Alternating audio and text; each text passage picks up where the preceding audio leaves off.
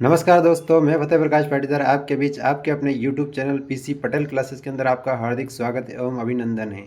जय श्री राम, जय श्री कृष्णा। तो आज हम स्टार्ट करते हैं इस वीडियो को।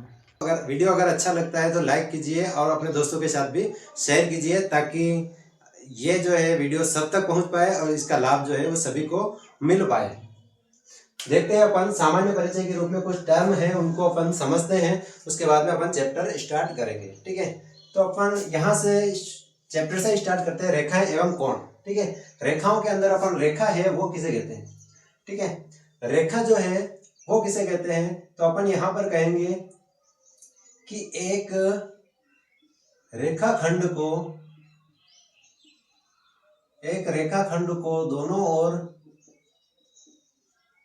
दोनों ओर अपरिमित रूप से बढ़ाने पर बनी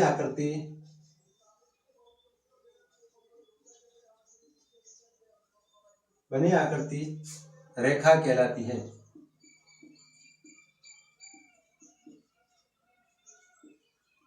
ठीक है, जैसे अपन यहाँ पे अपन देख लेते हैं, ये छोटा सा आपका रेखाखंड है और इसको इस दिशा के अंदर भी अपरिमित रूप से आगे बढ़ा रहे हैं और इस के अंदर भी अपन अपरिमित रूप से आगे बढ़ा रहे हैं। तो क्या हो गया, ये रेखा हो गई। ठीक है, इस रेखाखंड को अपरिमित रूप से दोनों तरफ बढ़ाने पर क्या हो जाता है, रेखा बनती है। ठीक है, इसके बाद में देखते हैं कि ये रेखाखंड जो है वो क्या होता है, तो दो बिंदुओं को मिलाने वाली रेखा क्या कहते हैं इसको, दो बिंदुओं को मिलाने वाली रेखा जो है वो क्या कहलाती है, आपकी रेखाखंड कहलाती है। दो बिंदुओं को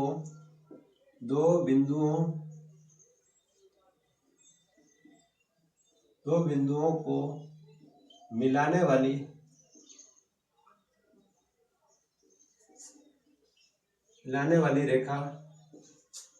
रेखाखंड कहलाती है। रेखाखंड कहलाती है।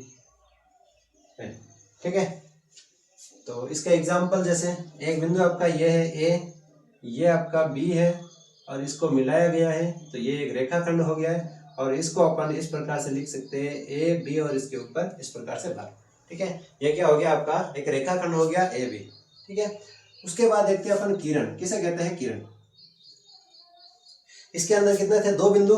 ठीक है, किरण के अंदर क्या होता है, एक बिंदु से किसी दिशा में अपरिमित रूप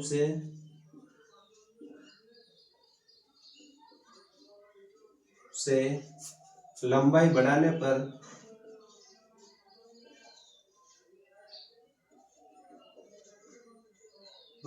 पर बनी आकृति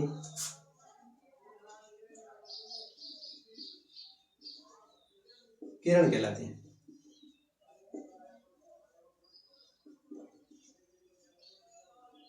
ठीक है, किरण किसे कहते हैं, गणित के अंदर एक बिंदु से किसी दिशा में अपरिमित का मतलब होता है अनंत रूप से आगे बढ़ाना, अपरिमित रूप से लंबाई बढ़ाने पर बनी आकृति क्या कहलाती है, किरण। ठीक है, देखिए ये आपका एक बिंदु है और इसको अपरिमित रूप से कितना ही आगे बढ़ाया जाता है, तो इसको अपन क्या कहते हैं, किरण कहते हैं। ठीक है, उसके बाद देखते हैं अपन कोण, क्या होता है कोण। ठीक है, तो एक बार यहाँ पे कोण देख लेते हैं अपन। तो दो, ये कोण जो है वो किससे बनता है, तो दो किरणें। ठीक है, यहाँ पर क्या करते हैं अपन, दो किरणें जहां से प्रारंभ होती हैं। ठीक है, दो किरणें जहां से जिस एक बिंदु से यदि दो किरणें प्रारंभ होती हैं और बनने वाली आकृति क्या कहलाती है, अपनी कोण कहलाती है। ठीक है, जैसे किसी एक बिंदु से किसी एक उभयनिष्ठ बिंदु से दो किरणें निकलती हो तो बनने वाली आकृति आकृति कोण कहलाती है, कोण कहलाती है। ठीक है, कैसे? ये बिंदु है, इससे एक किरण ये निकल रही है और ये वाली एक किरण ये निकल रही है, तो इससे बनने, इसके बीच जो बनने वाला है, बीच है चाहे यहाँ पर साइड के अंदर है, बनने वाली जो आकृति है क्या कहलाती है? आपकी कोण कहलाती है। ठीक है, इसके आगे जो है टर्म अपन देखते हैं अगले पेज के। प्रकार कौन कौन से है और कौन कौन से कोण है वो अपन देखेंगे। ठीक है, पहला अपना होता है शून्य कोण। क्या होता है? शून्य कोण। ठीक है, देखिए यहाँ पे कोण जो है मैं सारे के सारे एक साथ में बता देता हूँ आपको, या फिर देख लीजिए। शून्य कोण जो है वो एक लाइन जो है वो उसी के ऊपर जो है दूसरी लाइन है और वो यहीं पर है और इसको अपन क्या कहते हैं? 0 डिग्री। ठीक है, ये इसको वैसे पढ़ते नहीं है लेकिन फिर भी मैं बता देता हूँ कि इस प्रकार का कोण भी होता है। ठीक है, दूसरा होता है आपका न्यून कोण। क्या होता है? न्यून कोण। न्यून कोण जो होता है, एक किरण आपकी ये और एक किरण आपकी ये है और ये जो कोण है वो क्या हो जाएगा? न्यून कोण। न्यून कोण कैसा होता है?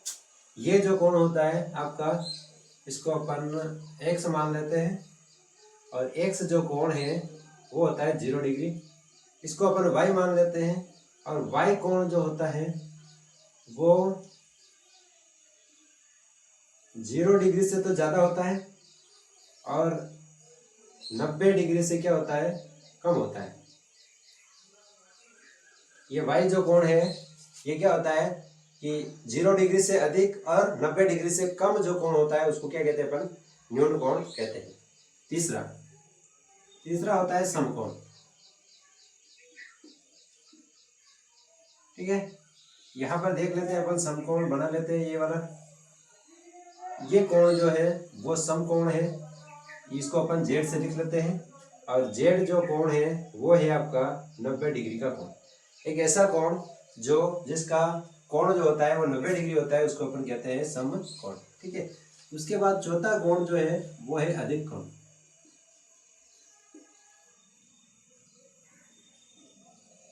अधिक कोण किसे कहते हैं अपन? तो यहाँ पर देखिए ये जो कोण है इसको अपन P लिख लेते हैं। तो P जो कोण है वो क्या है? 90 डिग्री से तो अधिक है लेकिन 180 डिग्री से क्या है? कम है। तो अपन ऐसे लिखेंगे 90 डिग्री से तो अधिक, और कौन सा कोण है? P, और 180 डिग्री से क्या है? कम। ठीक है, ये P कोण जो है 90 डिग्री से अधिक है लेकिन 180 डिग्री से कम है, इसको अपन क्या कहते हैं? अधिक कोण कहते हैं। पांचवा जो कोण होता है वो होता है ऋजु कोण, या फिर इसी को कहते हैं अपन सरल कोण। ठीक है, ये वाला कोण, ये बिंदु है, एक किरण इधर जा रही है और एक किरण इधर। ठीक है, और ये वाला जो कोण है वो हो जाएगा अपना कौन सा? ऋजु कोण। ठीक है, और इसको अपन Q नाम देते हैं। तो ये आ जाएगा आपके Q बराबर 180 डिग्री। ठीक है, 180 डिग्री वाला जो कोण होगा वो क्या हो जाएगा? अपना ऋजु कोण। ठीक है, छठा कोण देखते हैं अपन, प्रतिवर्ती कोण। प्रतिवर्ती कोण, ये प्रतिवर्ती कोण कौन सा होता है? ये वाला। और ये जो कोण है इसको अपन R नाम देते हैं और ये कोण जो है वो क्या हो जाएगा? अपना प्रतिवर्ती कोण। ठीक है, कि 180 डिग्री से अधिक तथा 360 डिग्री से कम कोण जो होता है वो क्या होता है? अपना प्रतिवर्ती कोण होता है। ठीक है, अपन यहाँ पर R जो है वो 180 डिग्री से क्या है? अधिक है और 360 डिग्री से क्या है? कम। 360 डिग्री से कम है, उसको अपन क्या कहेंगे? प्रतिवर्ती कोण कहते हैं। सातवां जो कोण होता है उसको अपन कहते हैं पूर्ण कोण। ठीक है, पूर्ण कोण कौन सा होता है? ये वाला,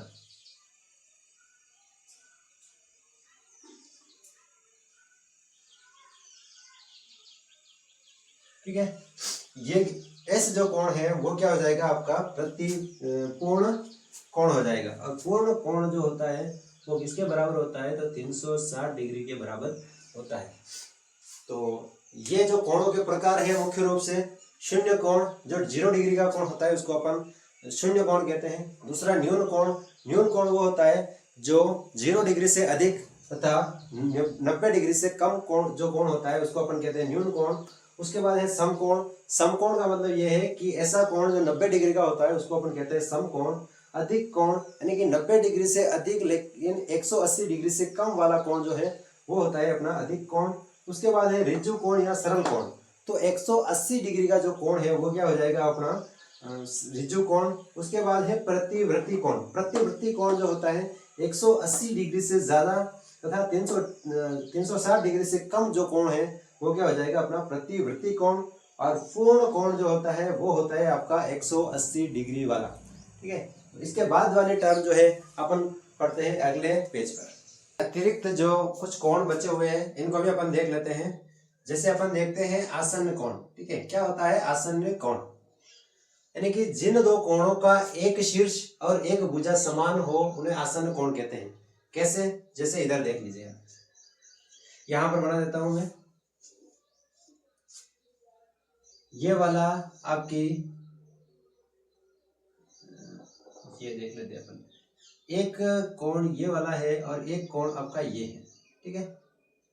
तो यहां पर देखते हैं अपन, एक ये कोण है और एक ये कोण है, ये दोनों क्या हो जाएंगे आसन्न कोण हो जाएंगे। कैसे होंगे आसन्न कोण, क्योंकि इसमें कहा गया दो कोणों का एक शीर्ष, ठीक है। एक कोण आपका ये है, ये x मान लेते हैं और ये y मान लेते हैं।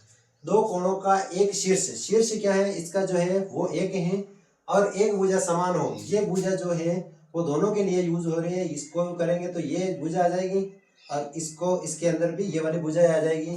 तो एक शीर्ष और एक भुजा जो है वो समान होती है, उसको अपन क्या कहते हैं आसन्न कोण कहते हैं, ठीक है। ध्यान रखना है आपको, आसन्न कोण किसे कहते हैं, जिन दो कोणों का एक शीर्ष और एक भुजा क्या होती है समान होती है। यहाँ पर एक शीर्ष है, इन दोनों कोणों का एक ही शीर्ष है, और यहाँ पे ये भुजा जो है दोनों के लिए समान है, इसको क्या कहेंगे अपन आसन्न कोण कहते हैं, ठीक है। दूसरा देखिए रेखीय युग्म कोण, ठीक है। ऐसे आसन्न कोण जिनका योग 180 डिग्री होता है, ठीक है। यहाँ पर तो इनका योग कितना है 90 ही है, तो ऐसा आसन्न कोण जिनका योग जो है वो कितना है 180 डिग्री है। जैसे यहाँ पे अपन मान लेते हैं ये कोण है आपके, ये आपका x कोण है और ये जो y कोण है, तो ये दोनों कोण जो होंगे वो क्या हो जाएंगे रेखीय युग्म कोण हो जाएंगे, क्योंकि ये भी आसन्न कोण है, ये एक ही शीर्ष है और ये भुजा जो है वो दोनों के लिए कॉमन है। तो ये वाला कोण जो ये दोनों कोण है आसन्न कोण भी होंगे और उसके साथ साथ में क्या हो जाएंगे रेखीय युग्म कोण भी होते हैं।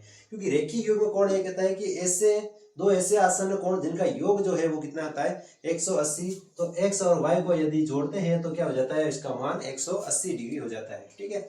उसके बाद है तीसरा समानांतर रेखाएं। क्या होती है समानांतर रेखाएं, ठीक है। तो यहाँ पर अपन देखते हैं समानांतर रेखाएं क्या होती हैं, दो रेखाएं जिन्हें अनंत तक बढ़ाने पर कभी भी नहीं काटे समानांतर रेखाएं कहलाती हैं, ठीक है। जैसे आपकी एक ये रेखा है, इसको और आगे तक बढ़ाए, ठीक है, और एक ये रेखा है, इन दोनों रेखाओं को यदि आगे तक कितना ही आगे बढ़ाए, इधर भी कितना ही आगे बढ़ाए, ये एक दूसरे को कभी नहीं काटती हैं, और इसके बीच जो अंतर है वो क्या होता है समान बना रहता है।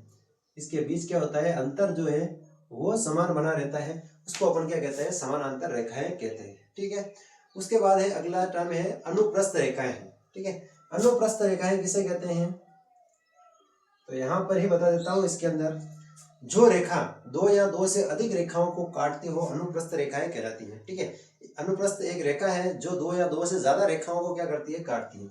ये दो रेखाएं हैं और इसको अगर ये रेखा काट रही है तो ये रेखा जो होगी वो कौन सी हो जाएगी आपकी अनुप्रस्थ रेखा हो जाएगी। जो रेखा दो या दो से अधिक रेखाओं को क्या कर रही है काटती हो अनुप्रस्थ रेखाएं कहलाती हैं। ठीक है, अब अपन क्या करते हैं, अगले पेज के ऊपर इसके ऊपर जितने भी कोण बनते हैं उसको अपन समझने का पूरा पूरा प्रयास करते हैं। ये चीजें जो है बहुत इंपॉर्टेंट आएगी, अपने अगले प्रश्नावली के अंदर भी इसको बहुत इंपॉर्टेंस दी गई है और इसको यूज करना पड़ेगा। तो अपन देखते हैं अगले पेज पर।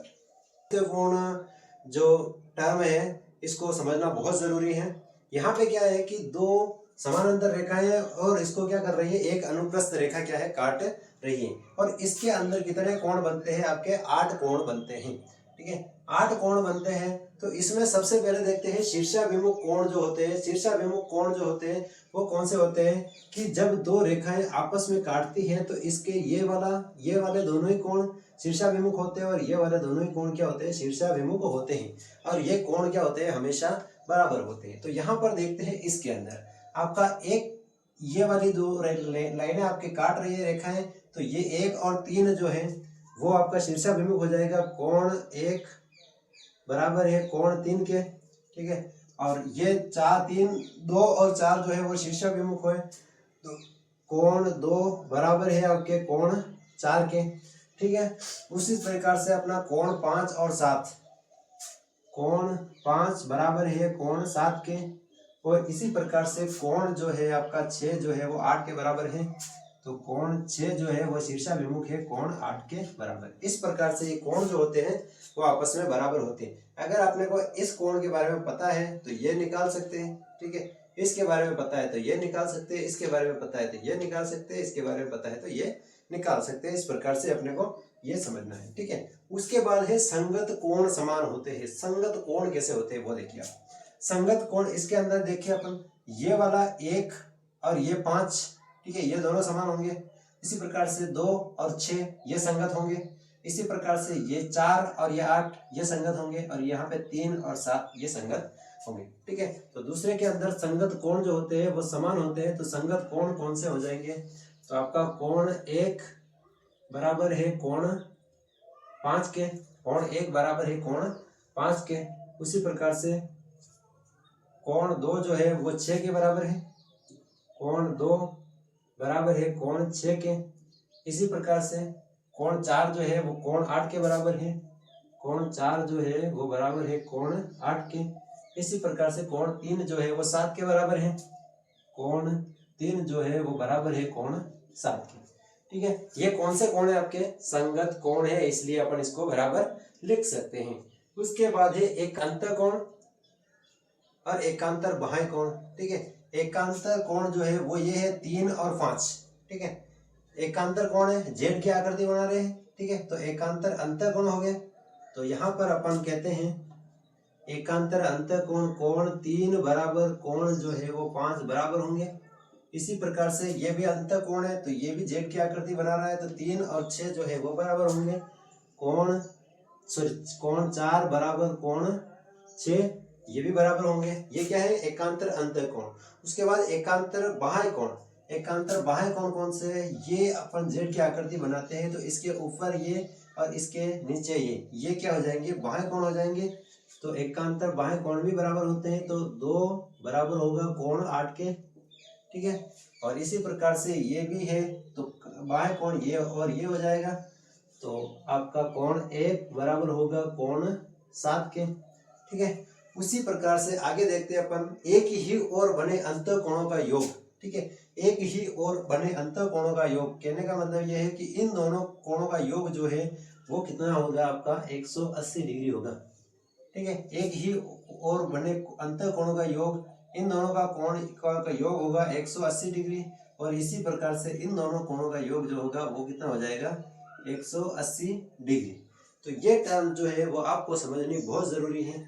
अब मैं आपको ये, अगर आप स्क्रीनशॉट ले लीजिए और इसके बाद में मैं आपको यहाँ पर समझाऊंगा कि यदि आपको इसके अंदर इन 8 कोणों के अंदर एक कोण यदि आपको पता है तो ये सारे के सारे कोण जो है वो अपन निकाल सकते हैं। ठीक है, कैसे निकाल सकते हैं वो अपन यहाँ पर देखते हैं, इसको रहने देते हैं और यहाँ पर देख लेते हैं। ठीक है, जैसे ये आपकी 2 समानांतर रेखाएं होगी और ये आपकी अनुप्रस्थ रेखाएं होगी।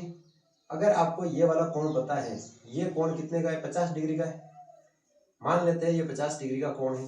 ठीक है, तो ये और ये कितना शीर्षाभिमुख कोण है, ठीक है, ये और शीर्षाभिमुख कोण है तो ये 50 डिग्री का होगा। और ये कोण दोनों क्या है, एकांतर कोण है, तो ये दोनों बराबर होंगे तो ये भी 50 डिग्री का होगा। और ये जो है वो कौन से हो जाएंगे, आपके एकांतर बाह्य कोण हो जाएंगे, तो ये 50 डिग्री का हो जाएगा। ठीक है, यहाँ तक हो गया, 4 कोण आ गए। अब 4 कोणों को निकालने हैं, तो अपन जानते हैं कि दोनों अंतर कोणों का योग कितना है आपका 180। ठीक है, तो ये 50 का है, तो ये कितने का हो जाएगा आपका 130 का। ठीक है, तो ये आ जाएगा आपका 130 का कोण। अगर ये 130 का है तो सामने भी 130 का होगा, शीर्षाभिमुख है तो ये शीर्षाभिमुख कोण है, ये एकांतर कोण है, तो ये वाला 130 का हो जाएगा।